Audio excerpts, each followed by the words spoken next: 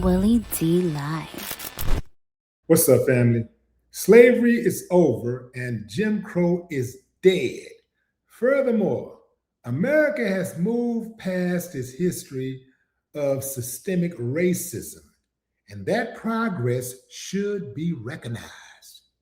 This, according to Texas Republican Wesley Hunt. Yeah, fam, he's at it again. Boy, can you say coconut boys and girls? Check this dude out. A lot of talk from my colleagues on the left, too, as we shift toward this reinvigorated talk about Jim Crow and the past of this country. And as someone who is a direct descendant of a slave, as someone whose great-great-grandfather was born on a plantation, I can assure you slavery is over. Let me just say, as someone whose great-great-grandfather was born on a plantation, who was a slave, I can assure you that slavery is not over. You see how that works? They think just because they put a black face to it that it makes it true. Moving on. Jim Crow is dead. Thank you, Mr. Chairman.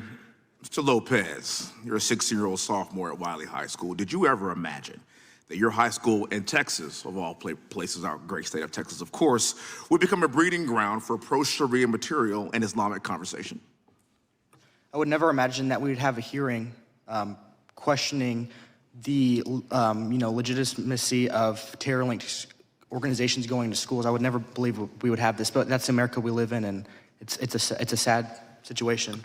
Do you think there's an incongruency in the way you are treated as a Christian in your school, and the juxtaposition of that in the way that your school is welcoming Sharia law and Islamic doctrine? Yes, there's a clear double standard. It's a shame that we are here today, and I'm sorry that we have failed you, but this is why we have this caucus, because we're going to make sure that we get this right and everybody is treated fairly regardless of your race, religion, or creed. To some people in this room, what I'm about to say may sound a bit controversial, but it's not controversial because it's true. America is a Christian nation. We're founded upon Christian values. Our founders believed that our rights did not come from government, but they came from God. Those ideals shaped our institutions, our culture, our laws, and the very moral foundation and fabric of what I know is the greatest country in the world. Now, America is also a country that welcomes people from all backgrounds of every culture and faith. That's actually what is a part of our greatness. And as somebody like me that fought in combat to ensure that anyone could come to this nation and believe what they want to believe and believe in the First and Second Amendment rights, I welcome that more than you could ever believe, because I laid my life down on the line to ensure that that would happen. But let's be clear about something. Assimilation to American values and ideas matter. When we begin importing belief systems and cultural values that are fundamentally incompatible with the principles that build this nation, we should not be surprised when the social fabric begins to fray. Let me be clear. This is not hateful. This is not racist. This is not xenophobic, and I can show I'm not a racist. I've been black for like my whole life, for like 44 years. I say the Sharia law has no place to usurp our Constitution in these United States of America, and especially in our schools, and especially in our public institutions. America's legal system is rooted in the Constitution and equal justice under the law, not religious extremism or parallel legal systems. We have learned from many of our colleagues on the left that this tends to be how they tack in this general direction. 10 Commandments, not allowed, bad. Islamic pamphlets, good. 10 Commandments, bad. Free Qurans in schools, good. 10 Commandments, bad. Understanding Sharia law, brochures, good. This is the hypocrisy that we Christian Americans are quite sick of. The same people who mock or marginalize America's founding values suddenly become deeply tolerant when the ideology in question is directed against Western traditions and institutions. Meanwhile, Sharia law is normalized and distributed to children in school, while expressions of traditional faith are treated like a threat. Here's how things should work. Math, yeah. Free Qurans? No. History? Yeah. Sharia brochures? No. Science? Yeah. Shahada cards? No. This is a very simple idea that should be understood by all Americans. One of my best friends is a Muslim American, and he is a fighting Texas Aggie, but he actually sees himself as an American first and has fully embraced our culture and what it means to be an American. That's good. That's what we want. That's why we call this place a melting pot. I'm seeing a lot of talk from my colleagues on the left too as we shift toward this reinvigorated talk about Jim Crow and the past of this country. And as someone who is a direct descendant of a slave, as someone whose great-great-grandfather was born on a plantation, I can assure you slavery is over. Jim Crow is dead. When I go anywhere, I don't see any white-only signs. I don't, I promise you. I am a black man that represents a white majority district in Texas. Okay, we can stop right there because he's about to start lying more than what he was already lying. He say he's a black man who was elected in a majority white district, right? What he's not telling you is that he ran for Senate and he only received 14% of that white vote. You see, we'll make you a representative. You can be a representative. You can be a state representative, but you're not going to be a senator. See, that Senate seat has more power, and we're not going to give you that power. That's why his ass is out of here in January 3rd, on January 3rd, 2027. He's out, along with the other remaining Republicans. They're out.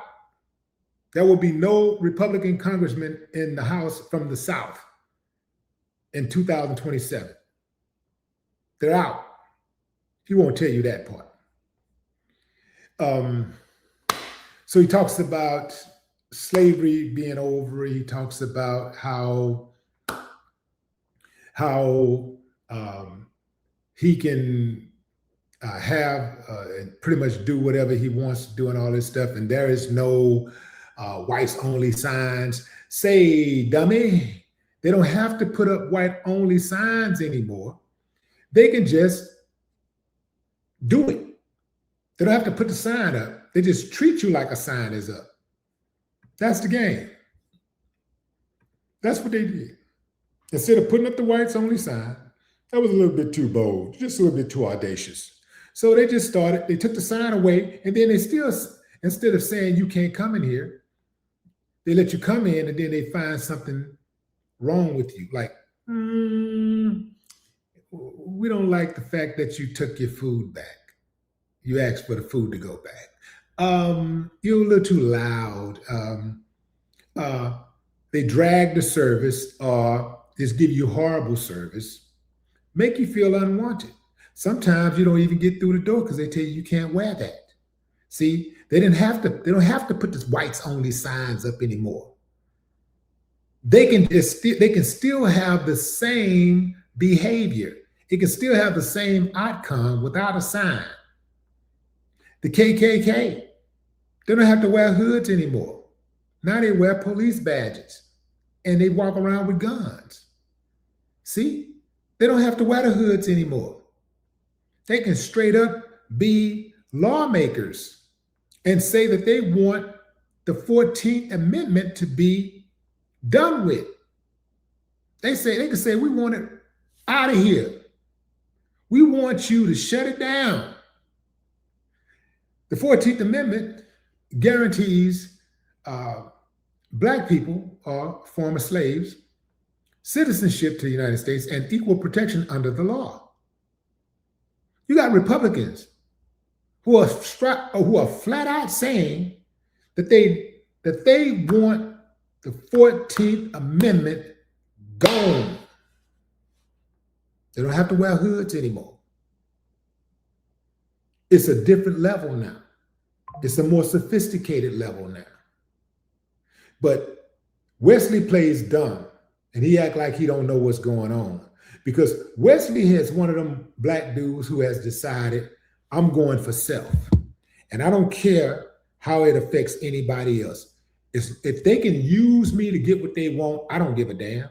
Long as I get mine. He's one of those types. It's a lot of them out there like that.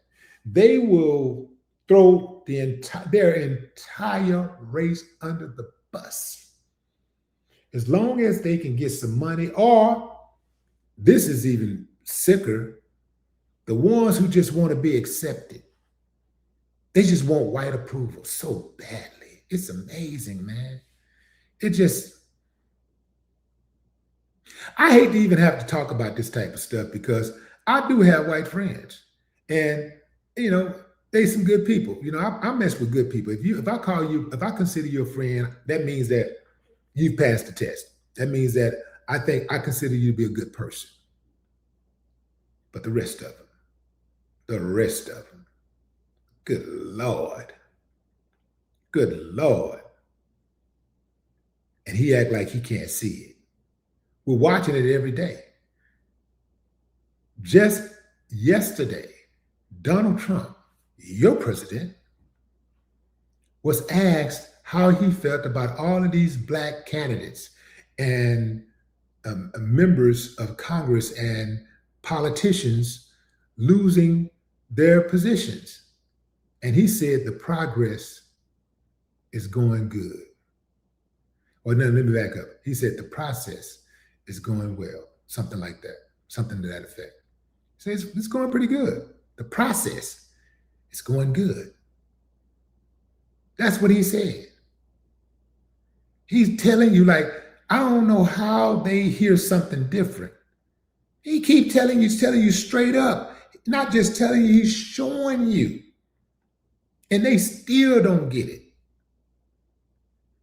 That is next level ass kissing, man. That is ass kissing with your tongue hanging out. But what say you, fam? Drop a comment. I'd love to hear your thoughts. No more talk.